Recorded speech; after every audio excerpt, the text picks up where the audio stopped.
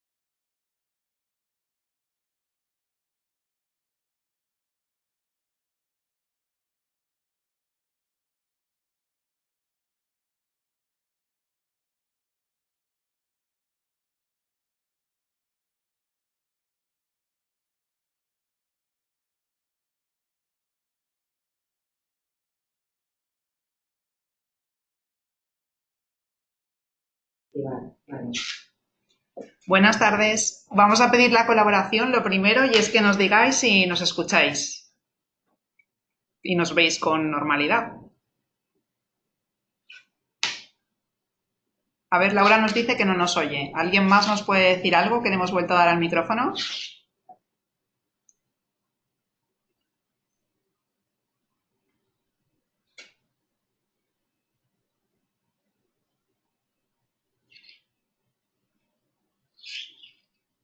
Perfecto. Bueno, pues comenzamos. Bienvenidos al webinar El endometrio importa. Forma parte de las charlas de cápsulas de fertilidad de Igenomics. Yo soy Dulce Iborra, algunos ya me conocéis porque habéis asistido a cápsulas en Madrid. Esta es la primera que no va a ser presencial, es un webinar y a mi lado está Inma Moreno, investigadora de Igenomics, con la que os voy a dejar enseguida. Pero bueno, os quería comentar que la próxima cápsula de fertilidad va a ser en Madrid el próximo 9 de abril para que la agendéis todas las personas que estéis barajando la posibilidad de hacer una ovodonación, porque vamos a hablar sobre epigenética con el doctor Felip Vilella y hablaremos de temas que os importan, como son si el bebé se parecerá a vosotras y finalmente os decís por la ovodonación. Y sin más dilación empezamos ya con el webinar de hoy. Inma Moreno es investigadora de Igenomics, bioquímica, especializada en microbiología molecular. Es desarrolladora de los test Emma y Alice, que muchas de vosotras conocéis, incluso nos habéis dirigido alguna pregunta al respecto de los test hoy. Y esta experta en microbiota nos va a hablar hoy de la importancia de la salud endometrial y de su flora. Queremos mandar un saludo muy especial a todas las asociadas de Red Infértiles, a las amigas de Masola, a Madres Solteras por Elección y a todos los colectivos y asociaciones que nos ayudáis a difundir nuestras cápsulas de fertilidad y en concreto hoy este webinar. Recordaros las pautas de comportamiento, que ya sabéis que podéis dirigir vuestras preguntas al final cuando acabe Inma, si no la interrumpimos y puede expresar todo lo que os quiere contar y luego ella irá contestando una a las preguntas. Una cosa más, recordaros que Inma es bioquímica y no es reproductóloga ni ginecóloga. Si hay alguna pregunta que no puede responder, pues bien os remitirá a vuestros doctores. O al final del webinar lo que podemos hacer es daros un email y si tenéis interés en algún tema específico en el que queréis abundar, pues quizás podéis escribir ahí y nosotros os contestaremos de mucho agrado. Así que sin más, os dejo con Inma Moreno y con su presentación. Bueno, pues gracias, Dulce. Vamos a empezar un poquito con el tema. Hoy hemos preparado pues este webinar en torno al endometrio, pues porque como todas sabéis, durante muchos años se ha dado mucha importancia y se han dedicado muchos recursos, tanto a nivel de investigación como económicos como de tiempo, al estudio del embrión. Y, por supuesto, un embrión euploide viable es esencial para la implantación embrionaria y para el éxito del embarazo, pero, bueno, sabéis que en Igenomics pues tenemos una predilección por estudiar otros factores y uno en los que más nos hemos focalizado en nuestras investigaciones es el endometrio. Entonces, bueno, pues vamos a empezar por aquí. Hoy vamos a hablar del endometrio, de la importancia del endometrio en la reproducción y bueno, pues como sabéis, en un embarazo hay en principio dos factores que juegan un papel importante. Por un lado está el embrión, como hemos dicho, que tiene que ser euploide, que tiene que ser viable, pero por otro lado ese embrión tiene que implantar en el endometrio. Entonces creemos que también el endometrio importa y que también el endometrio tiene que estar receptivo y estar preparado para recibir a ese embrión y permitir que anide y que lleve un embarazo a término. Entonces, bueno, durante ya más de 10 años en Igenomics hemos estado trabajando en receptividad endometrial. Seguramente muchas de vosotras ya estáis relacionadas con este concepto. La receptividad endometrial, os pongo un poquito así en antecedentes. Bueno, hablamos de receptividad endometrial en esos días del ciclo menstrual en que el endometrio está preparado para recibir al embrión. ¿Qué ocurre? Pues que esto no pasa durante todo el ciclo menstrual. Hay unos días concretos en los que el embrión puede implantar y fuera de ese periodo el embrión, por muy bonito o muy bueno que sea, no va a poder adherirse al endometrio y no va a poder comenzar un embarazo. En general consideramos que la ventana de implantación está entre los días 19 y 21 del ciclo, pero esto pasa en una proporción de mujeres, pero no en todas. Obviamente cada mujer es un mundo y unas mujeres pues tienen esta ventana un poquito más adelantada, otras la tienen un poquito más retrasada y al final el objetivo de Igenomics y de nuestro grupo de investigación era conocer cómo se modula el endometrio y cómo va variando a lo largo del tiempo para permitir el momento óptimo de implantación. Entonces, nuestro objetivo era entender para cada una de las mujeres de manera personalizada cuándo es su momento óptimo para transferir el embrión para aumentar las tasas de embarazo. Y bueno, esto es lo que ha dado lugar al test ERA, que bueno, pues que comercializamos desde hace bastante tiempo y bueno, pues los datos hablan por sí solos. Más de 60.000 personas en todo el mundo se han hecho ya este test y al final lo que persigue es conocer cuál es tu día o tus días óptimos para la implantación, de manera que se personaliza la transferencia del embrión y así pues con un embrión bonito y un endometrio receptivo pues tenemos mejores más posibilidades de conseguir un embarazo, ¿vale? Pero bueno, siguiendo un poco con nuestra tarea de investigación en Igenomics, pues bueno, veíamos que incluso teniendo el embrión más bonito, euploide, viable del mundo y teniendo un endometrio receptivo, aún así, pues vemos casos en los que las mujeres no consiguen el embarazo. Entonces empezamos a plantearnos qué otros factores podían estar jugando un papel en la implantación embrionaria, y en el éxito del embarazo. Y empezamos a barajar pues, varias alternativas. Una de ellas es bueno, la comunicación materno-embrionaria, es decir, tenemos el embrión, tenemos el endometrio, todo está bien, pero entre ellos tienen que estar los dos preparados y mandarse unas señales para decir, estoy aquí, estoy listo para implantar, estoy aquí, estoy listo para recibir. Y bueno, esto es el tema que se va a tratar en las próximas cápsulas de fertilidad que os ha comentado Dulce en un par de semanas, el día 9 de abril, la comunicación materno-embrionaria. Otro tema que hemos estado estudiando y en el que vamos a profundizar hoy un poquito más es en la microbiota. ¿Y la microbiota por qué? Bueno, pues porque pensamos que no solo el endometrio, las células del endometrio son importantes, sino que también el ambiente uterino, el ambiente embrionario, el ambiente que el embrión se encuentra cuando llega al útero pueden ser importantes para el éxito de esa implantación. Entonces, bueno, pues nos planteamos en trabajar en microbiota endometrial y, bueno, sabéis que la microbiota, pues últimamente está muy de moda. Seguro que habéis visto un montón de anuncios en televisión que hablan de la microbiota vaginal, de la microbiota de la piel y bueno, realmente estamos en un momento en el que es fácil trabajar en microbiota porque a nivel técnico, pues la microbiología durante mucho tiempo había estado olvidada, pero ahora pues parece que se ha vuelto a poner un poco de moda porque las técnicas han avanzado, ahora somos capaces de analizar las bacterias no solo a nivel de cultivo microbiano, sino que somos capaces de analizar su ADN y pues con esto nos da mucha más sensibilidad para poder analizar microbiomas muy pequeños, como por ejemplo el que hay en la cavidad uterina, que hasta ahora pues la cavidad uterina se consideraba estéril y no es que sea estéril, es que realmente pues tenía muy poquitas bacterias que hasta ahora pues no podíamos casi detectar, ¿vale? Entonces vamos a hablar del microbioma. Antes de continuar, os recuerdo, por si alguien ha llegado un pelín tarde, que estamos en el webinar de cápsulas de fertilidad hablando del endometrio importa y concretamente del microbioma. Y bueno, ya os hemos contado hasta ahora, un pequeño repasito, que el embrión es súper importante, que lo tenemos últimamente muy conocido, que sabemos cómo elegir el mejor embrión con técnicas de selección y de análisis preimplantacional. Conocemos bastante bien el endometrio a nivel de transcriptoma, que llamamos, a nivel de cómo se modula esa ventana de implantación y saber cuándo es el mejor momento para la implantación embrionaria. Y ahora vamos a hablar del microbioma, ¿vale? Os doy unos cuantos datos del microbioma que son a nivel global, no solo del microbioma del tracto reproductivo, pero que yo creo que son bastante curiosos, ¿vale? Bueno, pues sabéis que el cuerpo humano tiene microbios, tiene tanto virus como bacterias como levaduras que viven con nosotros. Hasta hace un tiempo, pues siempre habíamos asociado la presencia de microorganismos con una enfermedad, con una infección o con una patología.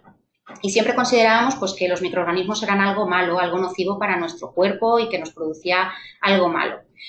El concepto actual es totalmente contrario. Sabemos que todas las personas tenemos microorganismos y que esos microorganismos nos ayudan en muchas de las funciones fisiológicas que tenemos que llevar a cabo. Y bueno, pues estas bacterias especialmente, pero también, como he dicho, otros tipos de microorganismos, están en todo nuestro cuerpo, sobre todo están en el tracto digestivo, sobre todo en el intestino, pero también en la piel, en las vías respiratorias, en cualquier sitio. Tenemos tantas bacterias en nuestro cuerpo que se ha estimado que hay 10 veces más de células bacterianas que de células humanas en nuestro cuerpo. O sea, imaginaros que son 10 veces más que nosotros. Entonces, a ver, si están aquí y están con nosotros, pues será por algo tendrán que estar haciendo. Y un dato curioso, entre 1 y el 3% de nuestro peso corporal es solamente peso bacteriano, o sea que a las que nos sobran un par de kilitos, que sepáis que pueden ser solo bacterias y estamos más tranquilas. Bueno, lo que decíamos, si tenemos tantas bacterias en nuestro cuerpo, pues debe ser que algo estarán haciendo. Y en efecto, lo que hemos visto es que hasta el 99% de los genes que se expresan en un cuerpo humano pertenecen a microorganismos. Es decir, el cuerpo humano es capaz de producir o de expresar 23.000 genes, mientras que si contamos los genes que son capaces de expresar los microorganismos, serían más de 3 millones. O sea, imaginaros la diferencia que hay en cuanto al número de genes que se expresan y por eso al microbioma humano le llamamos que es nuestro segundo genoma. Y bueno, pues finalmente comentaros, como os he dicho antes, que entre el 20 y el 60% de las bacterias que habitan nuestro cuerpo no las podemos cultivar y entonces pues ahora aprovechamos las técnicas de secuenciación masiva para analizar este microbioma. ¿vale? Entonces, bueno, seguimos adelante. Somos ya 30 personas. Hemos visto que han ido subiendo la gente que se ha unido a nosotros. Entonces, 31, perdón. Entonces, bueno, os recuerdo, estamos en el webinar de Igenomics, el endometrio importa, hablando hoy sobre todo del microbioma endometrial y de su importancia en reproducción, ¿vale? Bueno, os he hablado un poquito del microbioma a nivel general, en rasgos pues muy generales, y ahora vamos a ir un poco profundizando primero en el microbioma o en la flora del tracto urogenital, que aproximadamente es el 9% del total de bacterias que tenemos en nuestro cuerpo. El 30% está en el intestino y solo el 9% está en todo el tracto urogenital. La mayor parte de estas bacterias en personas, en mujeres en este caso, sanas en edad reproductiva, van a ser las bacterias del género Lactobacillus, ¿vale? También se pueden encontrar otras bacterias de otros géneros como Gardnerella, Topobium, Prebotella y Bifidobacterias, otro tipo de bacterias. Pero bueno, mayoritariamente lo que tiene que haber o lo que se espera que haya en el tracto reproductivo de una mujer en edad reproductiva son Lactobacillus. ¿Qué sabemos de la influencia que tienen las bacterias vaginales en reproducción, en la infertilidad y en obstetricia? Bueno, pues sabemos que, por ejemplo, que hay algunas bacterias patógenas que son causas directas de infertilidad. Por ejemplo, las bacterias que causan la gonorrea o Chlamydia trachomatis o algunas especies de micoplasma. Mycobacterium tuberculosis, la tuberculosis genital también es una causa importante de infertilidad. Y sabemos que aproximadamente entre el 20 y el 30% de las mujeres en edad reproductiva tienen una flora vaginal que está alterada. Queremos decir que no está dominada por los lactobacillus, sino que tienen otro tipo de flora que podríamos considerar patógena. Esto en mujeres en edad reproductiva en general. Si nos vamos a mujeres que están en proceso de reproducción asistida, en mujeres infértiles, esta prevalencia se eleva hasta el 40%. O sea, que es algo que nos afecta a muchas personas. Y las consecuencias que tienen estas, dijéramos, infecciones vaginales, pues es que aumentan el riesgo de aborto, aumentan el riesgo de una ruptura prematura de membranas y aumentan el riesgo de parto pretérmino, con lo cual es algo que es bastante, sobre todo en parto pretérmino, hay que tener un poquito de cuidado y estar un poco pendiente de este tipo de infecciones. Pero bueno, nosotros obviamente trabajamos en infertilidad, estamos muy enfocados en la reproducción y los datos que teníamos hasta ahora, todos los datos que os he contado, pertenecen a estudios en los que se estudia la microbiota de la vagina, pero nuestro interés está en el útero, en la cavidad uterina, que es donde tiene que llegar el embrión y tiene que implantar. Entonces, ¿cuál es ese ambiente microbiano que se encuentra el embrión en el endometrio? ¿Existe una microbiota endometrial? Y bueno, y esto es un trabajo que hemos llevado a cabo en los últimos años y bueno, hemos publicado un par de trabajos recientes en este respecto y os voy a hacer un resumen, os voy a contar un poquito cuáles son pues, las conclusiones a las que hemos llegado y bueno, luego podemos discutir con las preguntas acerca de lo que os voy a contar. Bueno, para empezar este trabajo lo primero que hicimos fue plantearnos si realmente existe una flora endometrial. Como sabéis, hasta hace unos cuantos años se pensaba que la cavidad uterina y por tanto el endometrio era estéril. Como decía, siempre asociamos bacteria con enfermedad y era como un poco marciano pensar que el inicio de una vida comenzaba en un ambiente en el que había colonización bacteriana, en el que estaba, dijéramos, contaminado con bacterias. Y bueno, y esto ha sido así durante mucho tiempo y los últimos años y gracias a las técnicas que utilizamos ahora de analizar las bacterias a nivel de DNA, a nivel molecular y no a nivel de cultivo, lo que hemos visto es que casi todas las partes del cuerpo, por muy internas que sean y muy estériles que pensábamos que eran, tienen, aunque sea una flora muy pequeñita. Y este es el caso del endometrio. Nosotros para analizar esto lo que hicimos fue, en un grupo de mujeres sanas y fértiles, tomamos a estas mujeres una muestra de fluido endometrial y una muestra de aspirado vaginal, a las mismas mujeres en el mismo día. Y lo que hicimos fue en paralelo analizar las dos muestras. El resultado lo veis en estas gráficas que os muestro aquí. En la parte de la izquierda tenéis las muestras de endometrio. Esto es es la media de los porcentajes, ¿vale? Aquí tenemos una representación del global de todas las mujeres que se analizaron. A la izquierda tenéis el endometrio, a la derecha tenéis la vagina y si más o menos os fijáis en los colores veréis pues, que son comunidades bastante parecidas, lo cual es bueno, pues yo creo que lógico, porque al final el endometrio y la vagina están comunicados, entonces tampoco hubiéramos esperado que lo que hay en el endometrio sea totalmente distinto de lo que hay en la vagina. Pero sí que es cierto que había ciertas diferencias. Entonces os voy a ir contando un poquito cosas que vimos en este trabajo.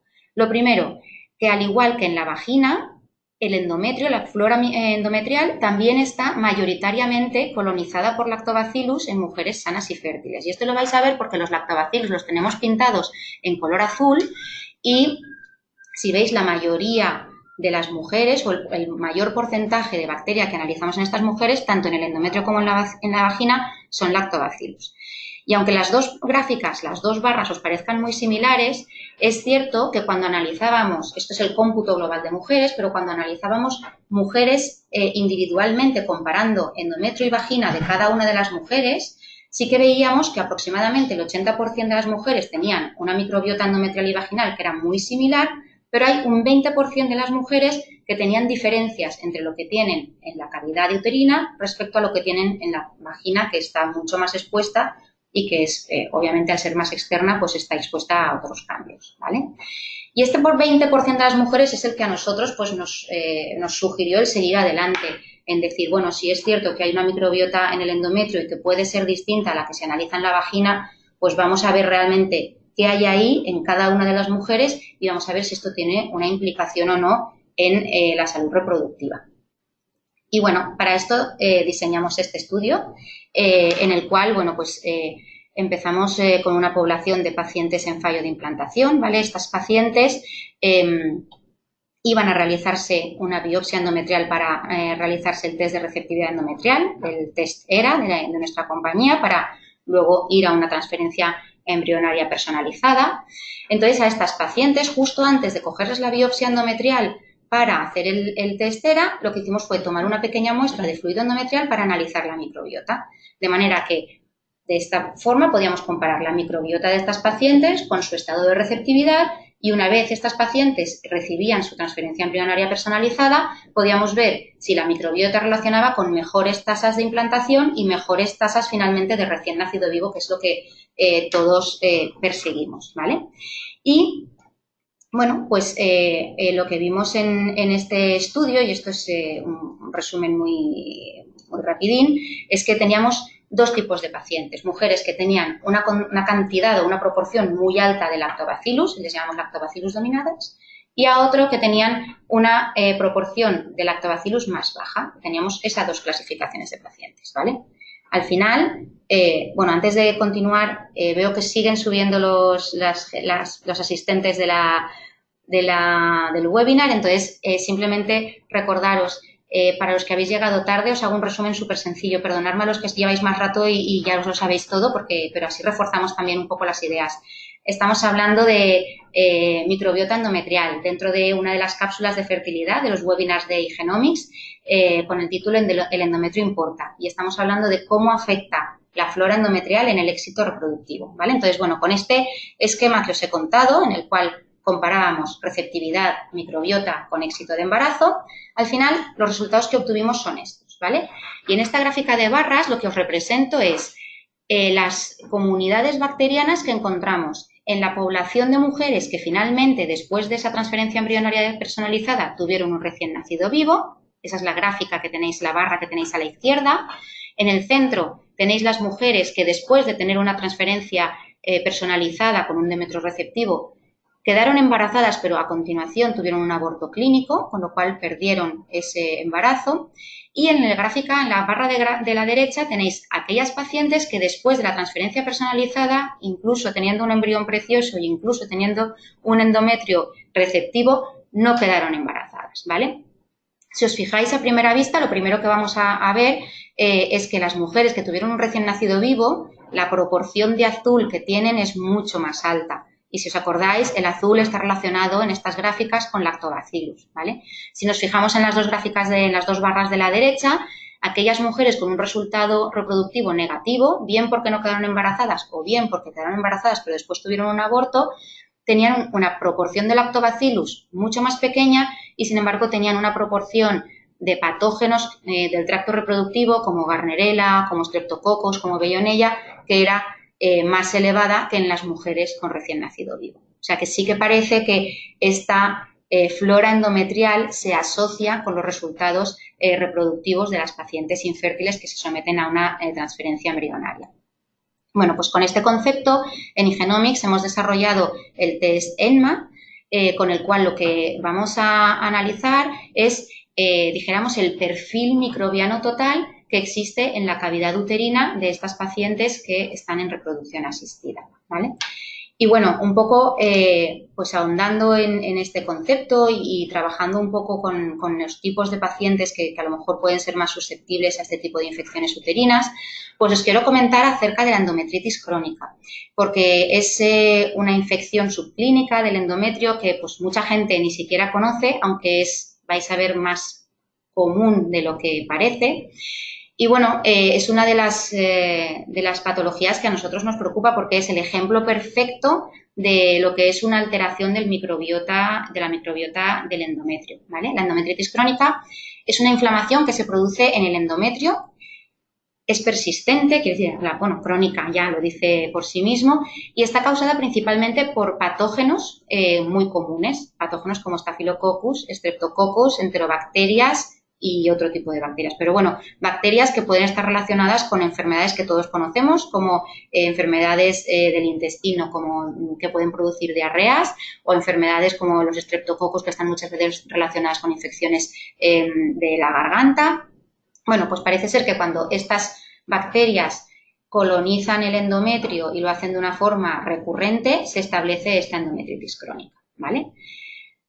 ¿Cuál es el problema de esta enfermedad? Pues que habitualmente es asintomática y diréis, bueno, esto no debería ser un problema porque si no me molesta, pues perfecto. Bueno, no es un problema en general. El problema se establece cuando quieres quedarte embarazada y no puedes, ¿vale? Se ha relacionado esta enfermedad con la infertilidad y, bueno, los datos más o menos nos dicen que la prevalencia de la endometritis crónica en la población general es muy complicado de evaluar, está estimada entre el 0,8 y el 19%. Esto es un rango súper amplio. ¿Por qué es un rango muy amplio? Pues porque como en la población general, como esta endometritis es asintomática, muchas veces no se sospecha porque no sientes ningún dolor, no sientes ningún picor, nada te molesta. Entonces, bueno, como no la sospechas, no vas al médico y como no vas al médico no te la diagnostican. Entonces, es cierto que estimar la prevalencia en la población general es complicado. En pacientes infértiles se ha estimado en un 30% de estas pacientes. Es decir, que hasta un 30% de las personas que asisten a un tratamiento de reproducción asistida pueden tener endometritis crónica y seguramente no lo saben porque no sienten ninguna molestia, ¿vale? Es cierto que son datos de pacientes infértiles. Si nos vamos ya a indicaciones concretas, los datos son variables, pero se ha estimado que hasta el 60% de las pacientes con fallo de implantación o con aborto recurrente pueden sufrir endometritis crónica, ¿vale? Entonces, obviamente, pues es una enfermedad o es una patología que tiene una importancia muy grande en reproducción asistida y en complicaciones obstétricas. ¿Cuál es el método de diagnóstico actual? Pues, curiosamente, el método de diagnóstico de esta enfermedad es un poco, es controvertido. Hay actualmente 3 métodos que se pueden utilizar. El método clásico y el que se utiliza preferentemente es la histología. Y os cuento un poquito, una histología lo que van a hacer es cogernos una muestrecita de ese tejido endometrial y un patólogo va a observar esa muestra y va a ver si ve signos de inflamación en ese trocito de tejido. Entonces, si ve signos de inflamación, va a decir, aquí hay inflamación, pues si hay inflamación debe ser porque hay infección y entonces te diagnostican con una endometritis crónica porque ven estas células plasmáticas en tu endometrio, pero no están aislando el patógeno, no lo están identificando, con lo cual muchas veces te van a dar un antibiótico de amplio espectro que puede ser efectivo o no frente al patógeno que tú tengas. Lo mismo con otra técnica de diagnóstico que existe actualmente y es la histeroscopia. La histeroscopia, seguramente algunas de vosotras habéis pasado por ello. Al final lo que van a hacer es introducir un endoscopio, una cámara dentro de la cavidad uterina y mirar un poco las paredes. Lo mismo, si ven que el endometrio está rojo, que hay unos micropólipos, que hay se ve un poquito de edema y se ven signos de inflamación que están descritos, qué factores qué signos pueden estar correlacionados con la endometritis crónica, van a diagnosticar una endometritis crónica. Pero del mismo modo no se está identificando el patógeno, no sabemos cuál es la bacteria que lo causa y, por tanto, el tratamiento va a ser inespecífico. Y después se utilizan también las técnicas de cultivo microbiano, que sí que son capaces de identificar el patógeno y sí que son capaces de guiar un tratamiento mucho más específico. El problema de estas técnicas es que, como os he dicho al principio, hay algunas de las bacterias que viven en nuestro cuerpo que no crecen en cultivo en las condiciones de laboratorio estándar. Por ejemplo, Gardnerella, que es muy común en el tracto reproductivo, pues no va a crecer de forma habitual en un laboratorio. Entonces, podemos estar diagnosticando como negativas algunas muestras que en realidad tienen un patógeno, simplemente no lo estamos viendo. Al final, lo que decimos, cuanto más conozcamos de nuestras pacientes y cuanto más sepamos de qué es lo que les ocurre, mejor las vamos a poder tratar y mejor vamos a poderles dar una solución. Por eso nosotros consideramos que es importante cerciorarse de cuáles son los patógenos realmente que están causando la endometritis crónica para poder dirigir ese tratamiento y que sea mucho más efectivo. En este sentido, también aquí en Igenomics hemos desarrollado el test ALICE, que bueno, pues es similar al test ENMAN, pero en este caso lo que vamos a hacer es, no vamos a buscar una composición global de todas las bacterias que hay en la cavidad uterina, sino que nos vamos a centrar en aquellas bacterias específicas que sabemos que son las que más frecuente causan la endometritis crónica, ¿vale? Entonces, bueno, pues un poco para mejorar también el diagnóstico de esta enfermedad, sobre todo en aquellas pacientes que ni siquiera sospechan que la pueden tener. Y bueno, con todo esto, pues os quería dar una visión un poco que se está empezando a poner en marcha, y es que la microbiota tiene un papel en la reproducción humana. Yo os he hablado hoy sobre todo de implantación, yo os he hablado un poco pues de aborto de repetición, os he hablado de algunas complicaciones obstétricas, pero bueno, cada vez más la comunidad científica está más de acuerdo en que la microbiota está involucrada en todos los procesos fisiológicos, también en la reproducción, y no solo en implantación, sino desde la formación de los gametos, la fecundación, la implantación, por supuesto, como hemos visto, durante el embarazo y también durante los primeros meses o incluso durante el parto y los primeros meses de vida de un recién nacido, porque, bueno, al final la microbiota de la mamá es la que va a transmitirse al recién nacido y es el que va a colonizar y hacer que ese recién nacido tenga un tipo de microbiota u otro, lo cual es bastante importante en los primeros meses de salud del bebé. Pero bueno, hemos hablado de infertilidad. Simplemente un apunte, y es que, bueno, pues conforme vamos aprendiendo y conforme vamos haciendo otro tipo de estudios, no solo nosotros, sino también otros grupos que están trabajando en el tema de la microbiota, pues bueno, estos desequilibrios de la microbiota o de la flora endometrial se han relacionado con otras patologías, como por ejemplo la endometriosis, lo cual es súper relevante. Además, estamos en el mes de la endometriosis, hay que hacerle un poquito más de caso. También con cánceres ginecológicos y luego también a nivel de problemas obstétricos como poliamnionitis y como en preeclampsia. Entonces, bueno, pues es importante pues estar un poco pendientes de estas nuevas técnicas que nos permiten analizar el microbioma en infertilidad, pero también a nivel de salud de la mujer. No hay que dejarse nunca nada por buscar, y si tenemos las herramientas, pues es bueno hacer uso de ellas. Entonces, bueno, un poco por concluir, simplemente pues deciros que el equilibrio de la flora endometrial es un factor que creemos que hay que tener en cuenta en el éxito de la implantación embrionaria, que creemos que desde Igenomics que cuanto más conozcamos de nuestras pacientes, mejor podremos tratarlas. Es nuestro concepto, la medicina personalizada. Entonces, bueno, pues si podemos analizar no solo el embrión y analizar las células del endometrio, sino que también podemos analizar el ambiente y también podemos analizar cómo se comunican embrión y madre, pues cuanto más sepamos, pues mucho mejor. Entonces, bueno, este es un poco el concepto en el que nosotros trabajamos. Cuanto más mejor sea nuestro microbioma uterino, mejores van a ser nuestras posibilidades de tener un embarazo y de tener un embarazo a término con un recién nacido vivo. Y bueno, pues un poco para situaros un poquito, y porque creo que es una de las preguntas que os podéis estar haciendo y me quiero adelantar a ello, pues simplemente dejaros un poco estos apuntes de para quién serían estos test de microbiota, tanto Emma como Alice. Pues yo diría que para todas las mujeres con deseo gestacional de inicio, lo que decíamos, cuanto más sepamos, pues mejor. Y si podemos prevenir un problema, mejor que estar yendo haciendo pues varios ciclos que pueden ser fallidos. Pero bueno, si tuviera que centrarme en indicaciones concretas, diría que es muy útil en mujeres con fallo de implantación, en mujeres con aborto recurrente, mujeres que han tenido embarazos previos en los que ha habido pues, problemas obstétricos relacionados con infecciones endometriales, uterinas, corioamionitis, deciduitis y otras. Y también pacientes con sospecha de infección, hidrometra y hematrometra, por ejemplo. Mujeres que tienen enfermedades metabólicas o inmunológicas. Por ejemplo, sabemos ahora que la microbiota del tracto digestivo, del intestino, está súper relacionada con la obesidad y con otras enfermedades metabólicas. Y, bueno, y en principio, pues también eso puede contribuir a los cambios en la microbiota a nivel sistémico. Y finalmente también en pacientes con endometriosis. Es muy importante, como hemos dicho, y hay muchos estudios cada vez más que relacionan la endometriosis con alteraciones de la microbiota.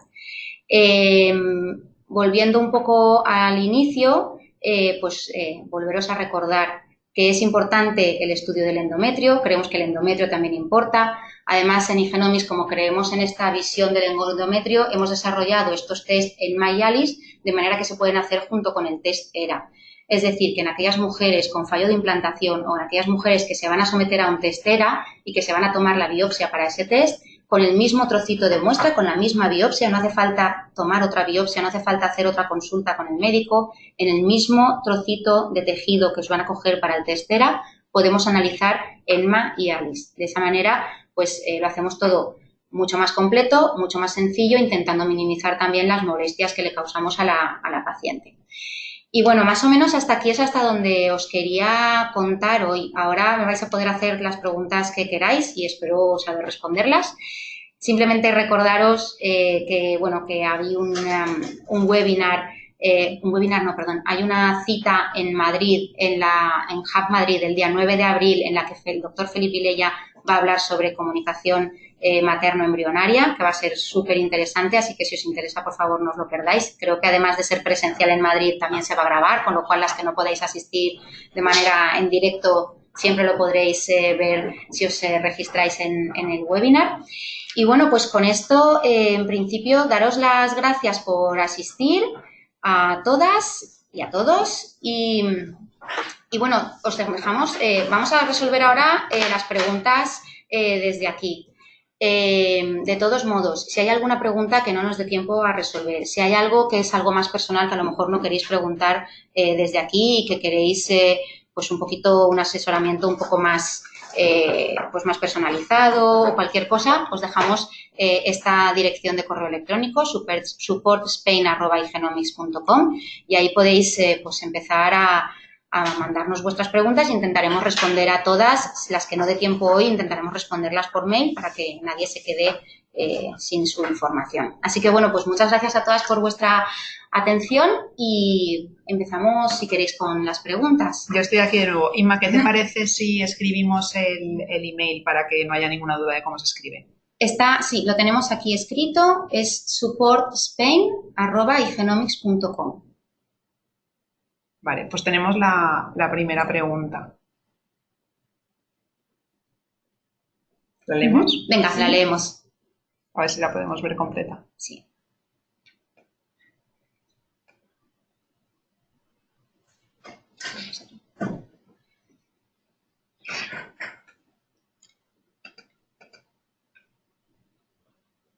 Perdonadnos, darnos un segundito porque estamos recibiendo las preguntas. Vale, a ver. Sois muchas clínicas y cada una, como vulgarmente se dice, llama a su perro como quiere. Yo en mi caso y en mi clínica se me realizó el test Ferti, mira la ventana de implantación, células plasmáticas y biopsia endometrial. ¿Viene a ser lo mismo o me quedaría algo más por hacer a nivel endometrial? En mi caso, mi endometrio crece mucho como mucho a 7,5 y al pasar a ovo me gustaría saber si me queda algo más por hacer. Llevo 10 transferencias y de ellos solo 3 bioquímicos y embarazo natural con aborto a las 7 semanas. Gracias. Bueno, pues a ver, esta es una pregunta compleja. A ver, por lo que nos cuentas, te han mirado ya la ventana de implantación y te han visto células plasmáticas. Lo que comentas de las células plasmáticas es una de las técnicas que yo comentaba en un principio sobre las que se utilizan para el estudio de la endometritis crónica por histología, ¿vale? Entonces, es lo que os decía, es lo que os comentaba al principio. El estudio de células plasmáticas nos va a decir si hay inflamación y si hay inflamación entenderemos que hay una infección. Pero eso no va a decirnos cuál es la bacteria que está realmente produciendo esa infección. Entonces, los tratamientos pues no van a ser tan dirigidos como si somos capaces de detectar la bacteria, identificarla y tratarla directamente. De todos modos, como os ha comentado al principio Dulce, yo no soy ginecóloga. Quien mejor te va a recomendar es tu médico, que conoce tu caso, que te conoce desde el principio y que, bueno, pues después de toda tu trayectoria, pues también hacerte una recomendación general desde mi parte, pues sería a lo mejor un poco arriesgado. Pero bueno, en principio lo que te puedo contestar desde mi experiencia es que el test de células plasmáticas sí es uno de los test que se utiliza para endometritis crónica, y que el problema es ese, que no identifica exactamente cuál es el patógeno que está causando esa inflamación. Antes de ir a la siguiente pregunta, ya que se ha puesto encima de la mesa el tema de la receptividad endometrial, quizás podemos explicar muy brevemente qué es el test ERA y qué es lo que mide. Sí, bueno, el test ERA lo que hace es medir la ventana de implantación personalizada de cada mujer. Es decir, en general se asume que en una mujer con un ciclo regular de 28 días, pues su ventana de implantación, el momento en el que el embrión puede empezar un embarazo, puede adherirse y empezar el embarazo, está entre los días 19 y 21 del ciclo. Eso es lo estándar. Pero hay mujeres que tienen ese momento de implantación, lo tienen un poquito antes, otras que lo tienen un poquito después. ¿Qué ocurre? Que si nosotros transferimos un embrión en el momento en que la mujer no es receptiva, bien porque su momento ya ha pasado o porque su momento no ha llegado, pues ese embrión no va a implantar porque no está en un momento, el endometrio no está preparado para anidar ese embrión. Entonces, con el test ERA, el test de receptividad endometrial, lo que hacemos es estudiar exactamente cuándo es el momento óptimo de receptividad de esa mujer, de manera que personalizamos la transferencia embrionaria. Es decir, si esa mujer tiene la ventana de implantación un poquito antes, pues vamos a sincronizar el embrión y el endometrio para que todo esté al mismo tiempo sincronizado, todo esté al mismo tiempo preparado y haya más posibilidades de que el embarazo se lleve a término. Bueno, vamos con otra pregunta. Nos dice Salvadora, ¿cómo podemos mejorar nuestra microbiota a nivel de nuestra alimentación? ¿O no podemos hacer nada? Vale, buena pregunta. Esta es una pregunta en la que todavía estamos aprendiendo. A nivel de dieta, es cierto que, bueno, sí que últimamente además está súper de moda las dietas con fermentados. Está muy de moda tomar té de kombucha y otra serie de fermentados. Que yo sepa, a día de hoy no hay estudios que relacionen un tipo de alimentación concreta con mejores resultados reproductivos. Es cierto que cuanto mejor comamos y que cuanto mejor nos alimentemos, pues va a ser mejor para todo nuestro organismo. El primer efecto, obviamente, va a ser sobre la microbiota intestinal, porque es donde se reciben los alimentos, y luego eso, de ahí, pues es cierto que cuanto mejor sea nuestra microbiota intestinal, esto es otro concepto que si queréis podemos hablar otro día, es cómo se relacionan las distintas microbiotas entre sí. Y hay ahora una oleada de estudios en los cuales demuestran que si tú tienes una buena microbiota intestinal, pues todo va mejor. Si tienes una mala microbiota intestinal, eso puede afectar a muchas cosas de tu vida, desde tener más propensión a la depresión, a tener enfermedades de inflamación sistémica, como pues enfermedad de Crohn, psoriasis, etcétera. Pero bueno, esto es otro tema. Actualmente, a nivel de alimentos, no hay realmente estudios que lo demuestren, aunque yo creo que obviamente cuanto mejor comamos mejor, pero sí que se están haciendo muchos estudios en el uso de probióticos, ver cómo los probióticos, como el restablecimiento de una comunidad bacteriana sana, puede mejorar pues el éxito de embarazo, incluso en mujeres embarazadas, evitar el parto pretérmino. Esto es un campo de estudio que está ahora muy en auge y que nosotros, desde luego, recomendamos a las pacientes, recomendamos a sus doctores realmente, que es con quien nosotros directamente interaccionamos, pero cuando nosotros vemos resultados de ENMA o vemos resultados de ALICE en los que hay una alteración de la flora endometrial, recomendamos que se trate y que se utilicen probióticos con lactobacillus para regenerar esa microbiota y para hacer que esa microbiota sea la óptima y tener pues mejores resultados finalmente. Como bien dice Inma, a pesar de que, queremos generar conversación sobre temas reproductivos porque es lo que nos incumbe y vamos a la población general y a vosotras que tenéis algunas dudas y nos gusta resolverlas, es verdad que nosotros tratamos en Igenomics con clínicas, por eso comenta Inma que nuestra recomendación siempre es a los doctores que están trabajando con nuestros test. Pero bueno, nos gusta conectar con vosotras porque sabemos que a veces no llegan siempre determinados mensajes que consideramos que son fundamentales. Vamos a por la siguiente pregunta, que es de Alicia, que te da la enhorabuena por tu charla. Gracias, Alicia. Y nos pregunta, ¿debería mantener la suplementación con lactobacillus durante el embarazo? Lo suspendí antes de la transferencia y el resultado de la beta ha sido positivo. Felicidades, Alicia. Bueno, lo primero, enhorabuena y cruzamos dedos para que vaya todo súper bien. Yo no me atrevo a decirte si los lácteos tienen que, de hecho, creo que incluso revisando las hojas técnicas de los probióticos, te dicen en caso de embarazo consulte con su doctor si puede seguir utilizándolos. Entonces, no me atrevo a decirte si debería seguir utilizándolos. Eso va a depender mucho, pues, si te lo estás administrando por vía oral o vaginal. Quiero decir, hay muchos factores que hay que tener en cuenta. Y bueno, si el resultado ha sido positivo, creo que tienes motivos de sobra para poder confiar en tu médico y seguro que él te va a responder a esta pregunta mucho mejor que yo. Vamos con la pregunta de Elena. Tras diagnóstico de endometritis crónica leve en diciembre, sin haber encontrado patógeno causante en el cultivo y el consiguiente tratamiento con antibiótico de amplio espectro, me hicieron una estereoscopia más biopsia el mes pasado. Los resultados son que todo está normal, pero en realidad lo único que sabemos es que no hay inflamación. No se puede asegurar que la microbiota de mi útero sea la más apropiada. ¿Es así? Es así, porque, bueno, yo os he hablado en principio de dos escenarios que nos podemos encontrar. El escenario 1 es el que tú nos comentas, unas pruebas en las que te den un resultado de endometritis crónica porque hay una inflamación.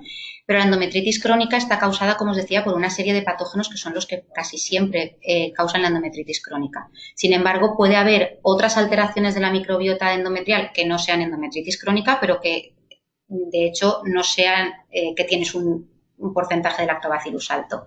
O sea que no es incompatible. Tener un resultado, por ejemplo, en nuestro caso, tener un resultado de ALICE negativo no quiere decir que todo esté bien. Quiere decir que no tienes endometritis crónica. Eso no significa, no descarta que puedas tener otras cosas. Para eso tendrías que hacerte a nivel microbiológico un test ENMA, que es el más completo y el que te daría toda la información de todas las bacterias que existen en la cavidad endometrial. De todos modos, lo que decíamos, la inflamación puede estar causada por una infección bacteriana o quizá no es endometritis crónica lo que tenías. Yo no lo sé porque no lo he visto, pero es el problema de estos métodos como la histeroscopia y la histología, que no son capaces de detectar el patógeno. Bueno, vamos con la siguiente pregunta, que es de Salvadora. Dice, ¿recomiendas la dieta sin gluten o dieta sin lácteos o no tiene nada que ver? Yo, como omnívora, recomiendo que se coma bien y equilibrado. Creo que si una persona, esto es opinión personal, si una persona no tiene un problema de intolerancia, no tiene un problema de alergia, tiene que alimentarse bien, de forma equilibrada, pero no tiene por qué quitarse nada que no le perjudique. Entonces, no creo que una dieta sin gluten o una dieta sin lácteos vaya a ser mejor que cualquier otra dieta equilibrada, y además vivimos en el Mediterráneo, tenemos la mejor dieta del mundo y no hay ningún estudio que demuestre que la presencia de gluten, la presencia de lácteos en la dieta vaya a ser peor para... De hecho, bueno, si nos vamos a los lácteos, al final los lactobacillus vivos serían al final un probiótico, si fueran vivos. Obviamente, cuando los yogures están pasteurizados, pues ya no nos sirven como probiótico, pero bueno, los lácteos al final están ahí un poco los actimeles. Vamos con la siguiente pregunta. Si me hago un ERA, ¿recomendarías que me hiciera un EMMA o un ALICE, ya que van a hacer una biopsia? A ver, en pacientes con, lo que decíamos, en pacientes con fallo de implantación y que de todos modos se van a someter a una biopsia endometrial, que puede ser un poco lo que a lo mejor digas, Jolín, una biopsia pues siempre te da un poco de miedo, que te duela, que te moleste, pero si de todos modos ya vas a hacerte una biopsia, ya vas a pasar por eso, yo creo que merece la pena hacerte un análisis global del endometrio y estar tranquila. Si todo sale bien, descartas ese factor. Y si hay algo que hay que mejorar, pues estás a tiempo de corregirlo. Entonces, obviamente yo puedo estar sesgada, por supuesto, pero sí, si ya te vas a hacer una biopsia, creo que sí. Bueno, continuamos. Alicia te dice algunas cosas. Te agradece tu respuesta. Y Amanda pregunta, si en una histeroscopia quirúrgica se descarta una endometritis, ¿puedo suponer? Vale, la voy a redactar. Perdón, es que nos falta un trocito. Adelante, Amanda, te recibimos. Bueno, mientras Amanda acaba de redactar sus preguntas y los demás, os recuerdo que el próximo webinar será el 9 de abril en Hub Madrid. No será webinar, será presencial, pero digo webinar porque es verdad que para las personas que no vivís en Madrid, luego podréis inscribiros para poder recibir el vídeo, porque en esta ocasión lo grabaremos. Es una cita sobre epigenética y ovodonación, la conversación que tiene el embrión con el útero materno, y vamos a solventar dudas, sobre todo para las pacientes que se encuentran en un tratamiento de ovodonación o que van a dar ese salto que a veces tanto asusta. Estará el doctor Felipe Vilella, que es especialista en epigenética, nos comentará sus hallazgos y podrá responder a las preguntas que allí planteéis. Quienes lo veáis en diferido por vídeo, pues no podéis realizar las preguntas, pero bueno, más adelante quizás podemos hacer además otro webinar. Siempre dejamos ese contacto para que nos puedan de alguna manera. Bueno, ahora sí que tenemos aquí ya la pregunta completada, Amanda. Si me he hecho una histeroscopia quirúrgica y no han visto razones para pensar en una endometritis, ¿podría descartarla o podría haber endometritis de todos modos? A ver, te voy a contestar, Amanda, con datos, ¿vale? Porque, bueno, a mí me da un poco de vértigo responder a estas preguntas. Pero te voy a responder con los datos que nosotros tenemos de un estudio que hemos hecho y que nos he contado hoy. Nosotros, ya os he contado que hay como cierta controversia y hay distintos métodos para analizar la endometritis crónica. Nosotros hicimos con un grupo de Italia, con el doctor Ettore Ciccinelli, que es una de las personas que más ha publicado en endometritis crónica y que además ha sido uno de los que ha desarrollado los criterios para el diagnóstico de endometritis crónica mediante histeroscopia. Hicimos un trabajo que se publicó el año pasado, en 2018, en el cual cogimos este doctor reclutó en sus pacientes, cogió en su clínica a 113 mujeres a las que se hizo en paralelo histología, o sea, se les hizo el diagnóstico de endometritis crónica por los distintos métodos que tenemos hasta ahora. De manera que teníamos resultados para histología, histeroscopia, cultivo microbiano y nosotros por nuestra parte hicimos nuestro método molecular, ¿vale? Entonces, de manera totalmente ciega, cada método se analizó individualmente y nosotros durante la duración del estudio no sabíamos los resultados de los distintos métodos. Cuando terminó el estudio y pusimos todos los resultados encima de la mesa y llegaron los resultados de los distintos laboratorios, empezamos a comparar cuál era el nivel de concordancia de los distintos métodos de diagnóstico de la endometritis. Y nos llevamos una sorpresa muy grande porque solo el 20% de las pacientes que habíamos analizado tenían resultados concordantes mediante todos los métodos, ¿vale?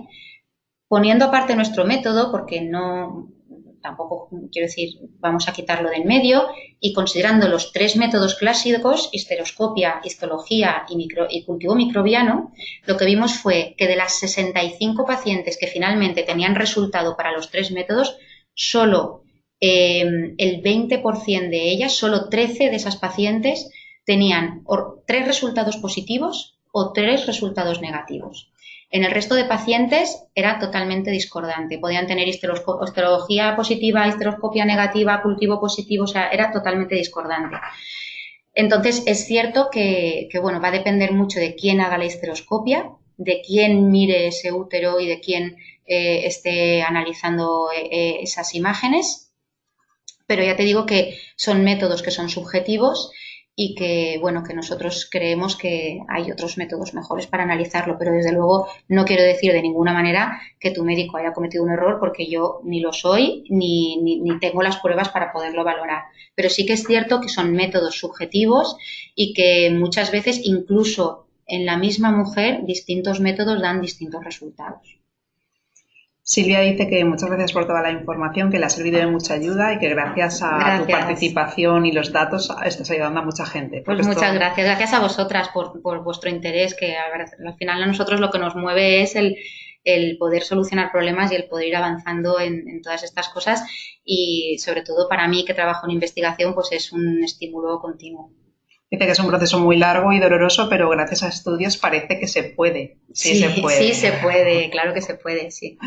Bueno, la siguiente es de Rosa y dice: tengo el test ERA hecho y tengo la ventana de implantación desplazada. Tengo pensado hacer el test EMMA por fallo de implantación para sacar más conclusiones. ¿Tendría que volver a hacerme el test ERA si ahora mi doctora quiere cambiarme Progefic por Prolutex? ¿La ventana cambiaría al cambiarme la medicación? A ver, hasta donde yo sé, y esto te lo deberían resolver mejor otras personas, creo que el test ERA hay que realizarlo exactamente con el mismo protocolo que se vaya a hacer la transferencia embrionaria. Pero ya te digo que esto consúltalo con tu doctora. Si ella ya tiene experiencia de hacer test ERA con nosotros, sigue su consejo, porque además vuestros doctores siempre están en contacto directo con nosotros, tanto con el departamento de ENMA como con el departamento de ALIS, como ERA, o sea que seguramente desde aquí vamos a estar dando ese soporte también a vuestros médicos en lo que necesiten.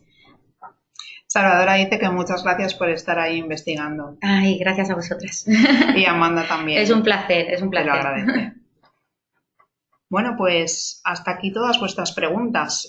Si no hay ninguna más en el próximo minuto, daremos por concluido nuestro primer webinar, del que nos sentimos muy orgullosas porque vemos que hemos podido ayudar. Sí, bueno, yo la verdad es que es el primer webinar de Igenomics, pero también el primer webinar que yo hago. Pero ahora ya va a ser esto. Ahora esto ya lo tengo cogido. No, la verdad es que, bueno, pues ha sido un placer estar con todos vosotros y, bueno, pues poder compartir un poquito lo que hacemos. Espero que os haya servido y bueno, y que, bueno, ahora ya que ya más o menos tenemos un poquito de experiencia, pues que vamos a por los que queráis. Podéis también sugerirnos temas. Sí, al mismo mail, al de support. Sí. Dice Marta antes de irse: con 2 embarazos y un negativo por FIV, ¿es necesario ERA? Ay, Dios mío, 2 embarazos, ¿cómo? Quiero decir, no sabemos si tus embarazos han sido naturales o si han sido... No lo sabemos, no lo sé. Perdonadme que os diga todo el rato que vayáis a vuestro médico, pero es que vuestro médico es quien mejor os va a recomendar en este tipo de temas. Pero invitaremos a algún médico también. Claro, sí, eso lo podemos hacer algún día, para que no sea... Es muy buena idea. Porque aquí en investigación somos muy como de moléculas y tubitos, pero a lo mejor vosotras tenéis otras inquietudes que yo hoy no os puedo resolver. Pero también nos apetecía contar mucho cómo funciona todo desde la cocina, ¿no? Y cuáles son las hipótesis y por qué se comienza a investigar sobre algo y por qué luego finalmente lo tenéis en vuestras clínicas, que es una parte quizás que está menos visibilizada y hay miles de personas y muchísima gente en el mundo trabajando para que se solucione el tema de la infertilidad, ¿no? Vamos con la siguiente. Dice Salvadora, pues lo hacéis muy bien para repetir. Pues sí, te cogemos pues la venga, palabra. Repetimos. Dice Rosa, ¿cuánto tiempo de medicación con probióticos hay que llevar antes de la siguiente transfer? ¿Habría que volver a analizar la microbiota después de la medicación? A ver, nosotros en general, lo que recomendamos es y bueno, aparte nosotros cuando mandamos los informes a vuestros doctores, en el informe ya vais a ver cuáles son la interpretación de los resultados. Vais a tener una parte arriba del todo con los resultados crudos, tal cuales son, con los porcentajes de las bacterias que se han encontrado en vuestra muestra endometrial. A continuación vais a tener una interpretación de los resultados, en el sentido de que vamos a decir, pues se han encontrado este tipo de bacterias que pueden ser más o menos dañinas una interpretación, un parrafito. Y después le vamos a dar una recomendación. Y en esta recomendación, que va en principio indicada para vuestro médico, pero tiene que ser él quien la revise y quien lo sepa, ¿vale? Pero nuestra recomendación siempre va a aparecer en el informe. Os vamos a decir si creemos que necesitáis antibióticos, si creemos que necesitáis probióticos y si creemos que necesitáis una segunda biopsia para confirmar que ese microbiota está restablecido antes de la transferencia. Entonces, individualmente en cada report vais a tener la información. Nosotros desde aquí colaboramos muy estrechamente con vuestros doctores. De hecho, tenemos una nueva incorporación en el equipo que es un microbiólogo clínico, que es quien revisa todos los informes uno por uno y quien luego se pone en contacto con vuestro doctor para consultas. Pues, por ejemplo, si os vamos a recomendar un antibiótico, pues queremos estar seguros de que no sois alérgicos a ese antibiótico. O sea que hay mucho trabajo detrás. Pero bueno, vais a tener todo en el informe que os dé vuestro doctor, vais a tener todo especificado, las recomendaciones tanto de tratamiento como de segunda biopsia. Chusa Navarro dice, enhorabuena, ha sido súper interesante. Gracias, Chusa. Bueno, pues con todo este buen feeling y buena onda sí, nos despedimos, la verdad que ¿no? fenomenal. Desearos a todas un embarazo súper temprano, que lo consigáis, que alcancéis todos vuestros sueños y que aquí seguimos trabajando para que se cumplan. Sí, para eso estamos. Encantados, la verdad es que esto es lo que nos mueve. Así que, bueno, yo me voy súper contenta, aunque me daba un poquito de vértigo al principio. Prueba superada. Sí, prueba superada. Nada, me voy contenta. Cualquier cosa ya sabéis que podéis contactar con la dirección que os hemos dejado, supportspain@igenomics.com, está al final de la presentación que habéis visto y que, bueno, que todavía tenéis en la pantalla. Y, bueno, pues que nos vemos en la próxima. Hasta la próxima. Chao.